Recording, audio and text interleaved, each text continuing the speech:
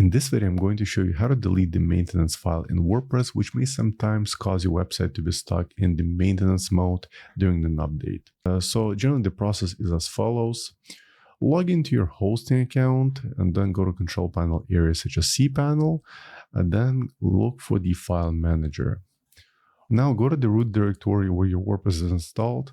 In most cases within the public_HTML. Let's open it, and then right here you'll see the folders such as WP admin, content, and includes. Within this whole list of files and folders, look for the file called .maintenance. In case you don't see it, go to settings and make sure this feature, show hidden files, is enabled. And the file should be populated right here. Now, before deleting it, let's try renaming it first. So let's right click on it, rename. And let's just add the following: dash inactive rename file. Now allow a few minutes for the changes to update in the system, and then open your website in a fresh browser and try refreshing the page. Yes, you can see the website is no longer in the maintenance mode. So now we can go ahead and safely delete the maintenance file.